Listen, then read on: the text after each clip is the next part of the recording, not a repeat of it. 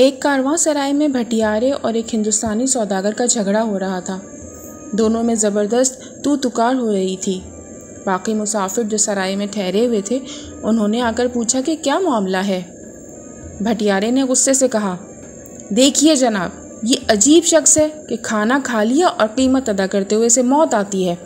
ہم یوں ہی مفت خوروں کے پیٹ بھرنے لگے تو کل کو بھیک مانگتے پھریں گے۔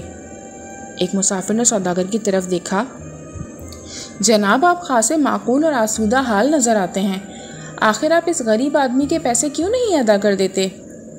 قبلہ میں تو پیسے دینے کے لیے تیار ہوں، بلکہ میں نے تو اس کے ساتھ یہ بھلائی کی کہ اسے پچھلے کھانے کے پیسے بھی ادا کرنا چاہتا ہوں جو میں اتفاقاً بھول گیا تھا، لیکن یہ کچھ اور ہی حساب بتا رہا ہے۔ یوں لگتا ہے جیسے سارے ہی مسافروں کے کھانے کی قیمت یہ مجھ سے وصول کرنا چاہتا ہے۔ سوداگر نے اپنا موقف پیش کیا۔ بھلائی کس بات کی؟ بھٹیارا تنک کر بولا، ایک تو پہلے رقم ہی ادا نہیں کی، اسی کا مجھ پر احسان جتاتے ہو۔ کھانا کھایا ہے تو قیمت بھی ادا کرو اور خواہ جھگڑا نہ بڑھاؤ۔ تکرار بڑھی تو کوئی قصبے کے مقدم کو بھی بلا لایا۔ اس نے دونوں سے کل کا واقعہ بیان کرنے کو کہا۔ سوداگر بولا، جناب معاملہ یہ ہے کہ پچھلے سال بھی میں اسی سرائے میں ٹھہرا تھا۔ میں نے کھانے میں ایک مرغی اور چند انڈے کھائے تھے، مگر جلدی میں ہونے کی وجہ سے میں اس کی قیمت ادا نہیں کر سکا۔ میں نے سوچا کہ اگلے سال ادا کر دوں گا۔ اب میں نے اس سے اس کھانے کا حساب پوچھا ہے تو 1000 دینار مانگتا ہے۔ آپ ہی انصاف سے بتائیے کہ کیا ایک مرغی اور چند انڈوں کی قیمت 1000 دینار ہوتی ہے؟ مقدم نے بھٹیارے سے کہا، کیوں صاحب، آپ اس سلسلے میں کیا کہتے ہیں؟ بھٹیارے نے گلا صاف کیا اور بڑے ٹھسے سے بولا، جناب عالی، ابھی تو میں نے بڑی فیاضی سے کام لیا ہے کہ کہیں کوئی گڑبڑ نہ ہو اور اس کا دیندار نہ بنوں۔ آپ ذرا انصاف سے غور فرمائیں کہ ان حضرت نے پچھلے سال بڑے مزے سے ایک مرغی اور 6 انڈے ڈٹ کر کھائے تھے۔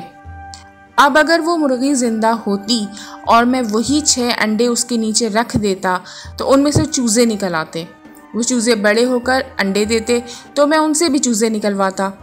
آپ عقل مند ہیں، خود ہی حساب لگا لیں کہ ایک سال میں وہ مرغی اور 6 انڈے ہزاروں مرغیوں اور چوزوں میں بدل جاتے۔ یہ سارا منافع محض اس وجہ سے میرے ہاتھوں سے نکل گیا کہ ان حضرت نے وہ مرغی اور انڈے کھا لیے تھے۔ اب میں نے اسی حساب سے قیمت صرف 1000 دینار لگائی ہے تو انہیں ادا کرتے ہوئے تکلیف ہوتی ہے اور مجھ سے جھگڑا کرنے پہ تل گئے ہیں۔ مقدم بھٹیارے کا دوست تھا، اس لیے اس نے فیصلہ بھٹیارے کے حق میں دے دیا اور اسے حکم دیا کہ وہ بھٹیارے کو 1000 دینار ادا کرے۔ سوداگر بیچارہ بہت پریشان تھا کہ اتنی رقم کہاں سے ادا کرے کہ مسافروں میں سے ایک شخص بولا، حضرات، اگر کوئی مجھے ایک تیز رفتار سواری مہیا کر دے تو میں ابھی بغداد سے ایک قاضی کو لے آتا ہوں، پھر وہ جو فیصلہ کر دے اسے مان لیا جائے۔ باقی مسافروں نے اس کی حمایت کی۔ سوداگر بولا، بھائی آپ میرا خچر لے جائیے، یہ بہت تیز رفتار ہے، اور خدا کے لیے قاضی صاحب کو لے کر آئیں، یہ قصہ تو اندھیر نگری ہے۔ میں اتنی رقم اس کو ادا کر دوں تو کیا خود بھیک مانگ کر اپنے ملک واپس جاؤں؟ خدا آپ کا بھلا کرے، میری مدد کیجیے۔ اس شخص نے خچر لیا اور برق رفتاری سے بغداد کی سمت روانہ ہو گیا۔ شہر چند کوس کے فاصلے پر تھا۔ وہ جلد ہی واپس آ گیا اور بولا، قاضی صاحب کچھ مصروف تھے، انہوں نے آدھے گھنٹے تک آنے کا وعدہ کیا ہے، آپ لوگ انتظار کیجیے۔ 1-1 منٹ کر کے گنے جانے لگے۔ لوگ بے صبری سے اس راستے کی طرف دیکھنے لگے جس طرف سے قاضی صاحب کو آنا تھا۔ آدھا گھنٹہ گزرا، پھر 1 گھنٹہ ہوا، لوگوں کی بے چینی بڑھی۔ سوداگر کی پریشانی کا ٹھکانہ نہیں تھا اور بھٹیارا مونچھوں کو تاؤ دیتا خوش خوش پھر رہا تھا۔ وقت اور گزرا اور 1.5 گھنٹہ ہو گیا۔ اچانک بغداد کی طرف سے آنے والے راستے پر ایک ٹوپی نظر آئی، پھر گدڑی میں لپٹا ایک درویش نمودار ہوا۔ قاضی صاحب آ گئے، قاضی صاحب تشریف لے آئے۔ اس مسافر نے خوشی سے نعرہ لگایا۔ لوگ احتراماً اٹھ گئے۔ انہوں نے حیرت سے اس درویش کو دیکھا جس کا نام بہلول تھا۔ وہ اپنے گدھے سے اترا اور اپنا عصا ٹیکتا درمیان میں آ بیٹھا اور بولا، حضرات، میں معذرت خواہ ہوں کہ مجھے یہاں پہنچنے میں تاخیر ہو گئی۔ مجھے اس جھگڑے کی اطلاع مل گئی تھی مگر میں جلدی نہیں آ سکتا تھا۔ دراصل میں مقدموں کے فیصلے کرنے کے علاوہ کاشتکاری بھی کرتا ہوں۔ آج جب آپ کا پیغام مجھے ملا تو میں گیہوں کے بیج ابال رہا تھا، کیونکہ آپ جانتے ہیں کہ گیہوں کے بیج ابال لیے جائیں تو پیداوار اچھی ہوتی ہے۔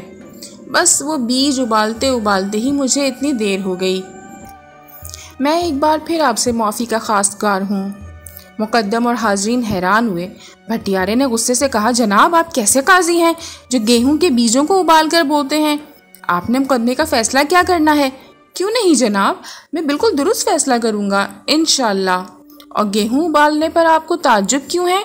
آپ کے یہاں تو بھنی ہوئی مرغیاں بھی انڈوں پر بیٹھتی ہیں اور چوزے نکالتی ہیں، تو ابلے ہوئے گیہوں کیوں نہ ہرے ہوں گے؟